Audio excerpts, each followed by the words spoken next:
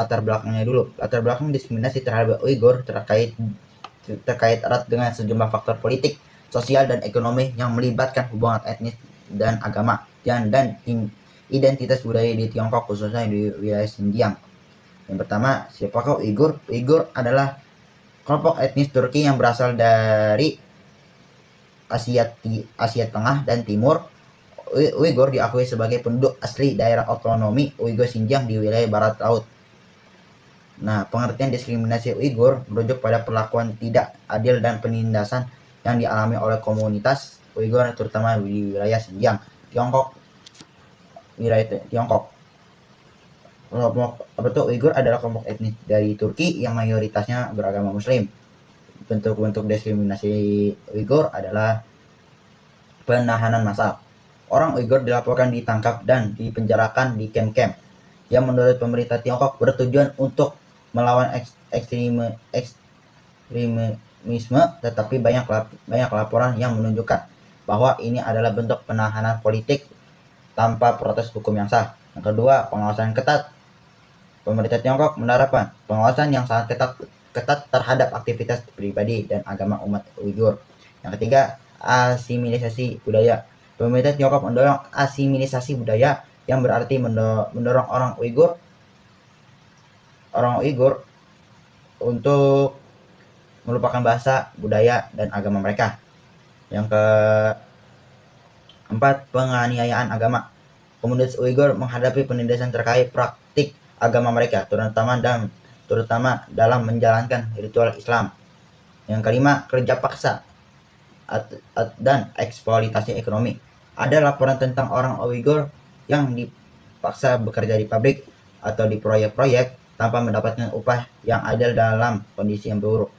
Alur diskriminasi Uighur adalah awalnya adalah Tiongkok di Xinjiang abad 18 sampai abad 20. Xinjiang yang dulunya merupakan wilayah yang memiliki kebebasan relatif dalam hal budaya dan pemerintah, berada di bawah kontrol dinasti Qing Tiongkok pada abad ke-18. Setelah runtuhnya dinasti Qing pada awal abad ke-20, bentuk Republik Tiongkok, wilayah ini menjadi tempat ketegangan antara kelompok-kelompok etnis yang ada. Setelah revolusi komunis di Tiongkok pada tahun 1949, Xinjiang menjadi bagian dari Republik Tiongkok yang baru dibentuk di bawah kepemimpinan Mao Zedong.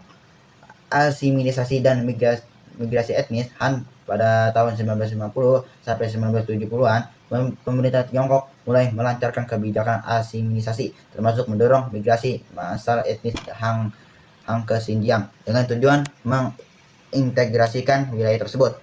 Tindakan represif dan pembatasan budaya pada tahun 1980 sampai 1990-an, setelah protesnya yang dipicu oleh ketidakpuasan terhadap ketidaksetaraan ekonomi dan setelah protes yang dipicu oleh pemerintah Tiongkok semakin memperkuat kontrolnya atas Xinjiang pada akhir 1990-an sampai 1990. Pada periode ini, kebijakan lebih lanjut diberlakukan untuk mengurangi peran budaya, bahasa, dan agama. Dan pada tahun 2000, pada awal 2000-an, ketegangan antara Uighur dan etnis Han semakin meningkat. Pada tahun 2009, kerusuhan besar meletus di Urumqi, ibu kota Xinjiang, antara kelompok Uighur dan Han.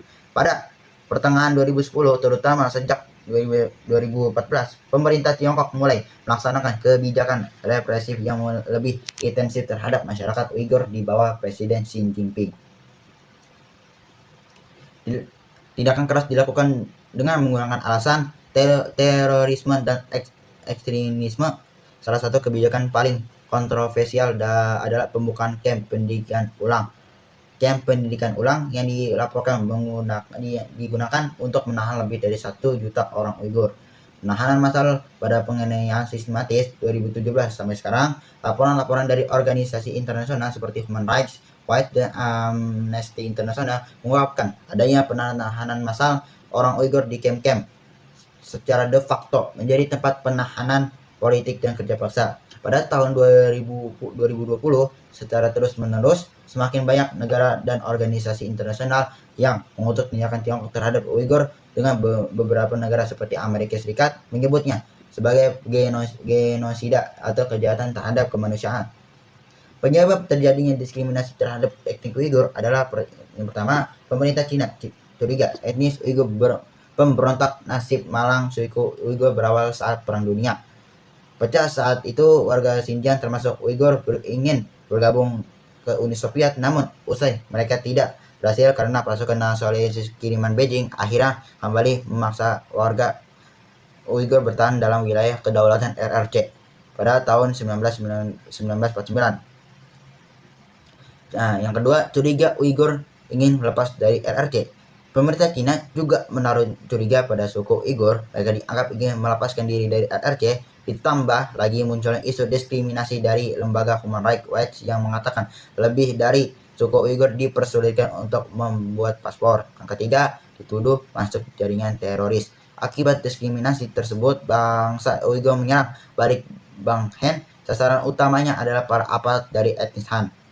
Serangan paling keras terjadi pada bulan Januari 2007. Diperkirakan 18 suku Uighur yang ditembak mati karena tuduhan jaringan terorisme internasional. Tapi mengapa Cina melakukan hal tersebut? Nah, yang pertama itu Cina berusaha mengasimilisasi atau bahkan menyingkirkan etnis Uighur karena dianggap tidak memiliki identitas dan latar belakang budaya yang sama dengan etnis Han yang merupakan etnis mayoritas, yang mengabarkan Cina nantinya akan menjadi hambatan dalam mencapai tujuan ekonomi atau kepentingan lain dari Cina sendiri. Yang kedua, pemerintah Cina melihat bahwa Uighur adalah ancaman separatis dan teroris sehingga camp dibuat sebagai tempat rehabilitasi bekal bagi mantan pemberontak etnis Uighur. Mereka dapat kembali ke masyarakat. Cina bahkan menyebut camp tersebut terbuka untuk umum dan siapa saja dapat mengikuti pendidikan di camp tersebut. Jadi dampak-dampaknya apa aja? Dampak diskriminasi Uighur apa aja? Yang pertama, dampak sosial dan budaya, dampak ekonomi, dampak psikologi dan kesehatan, dampak politik internasional, dampak keamanan. Jadi ada tokoh yang terlibat. Yang pertama, tokoh-tokoh yang terlibat diskriminasi Uighur.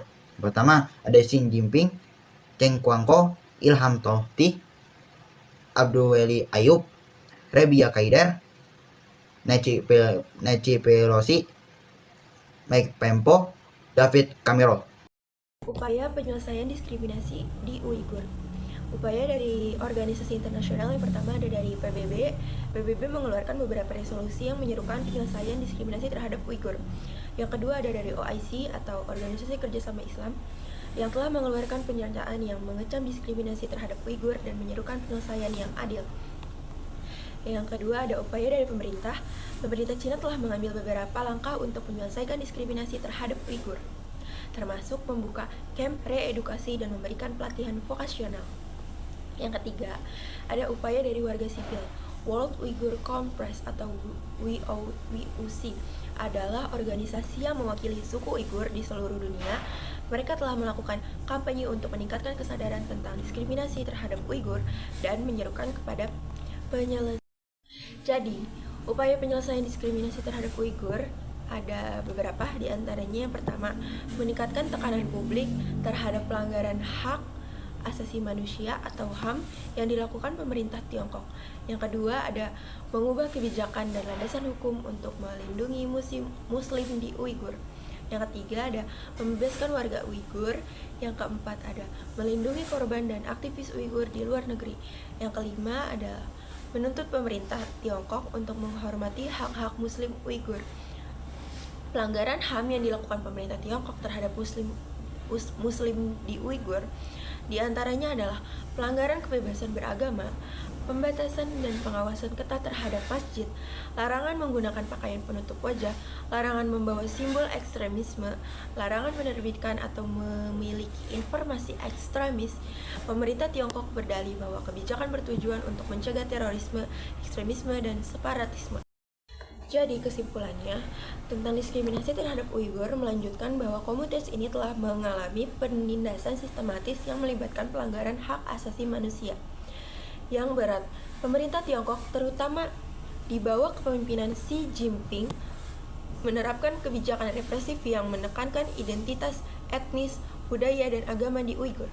Di wilayah Xinjiang, beberapa bentuk diskriminasi utama yang dihadapi oleh Uighur meliputi: yang pertama ada pemahaman massal dan kerja paksa, yang kedua ada pembatasan agama dan budaya, yang ketiga ada pembatasan pengawasan dan teknologi, yang keempat ada pemusnahan identitas budaya. Dan diskriminasi terhadap Uighur ini telah menuai kecaman luas dari masyarakat internasional. Dengan banyak negara dan organisasi hak manusia mengancam tindakan Tiongkok sebagai bentuk genosida atau kejahatan terhadap kemanusiaan. Meskipun demikian, pemerintah Tiongkok membela kebijakan mereka dengan alasan untuk melawan ekstremisme dan menjaga stabilitas wilayahnya.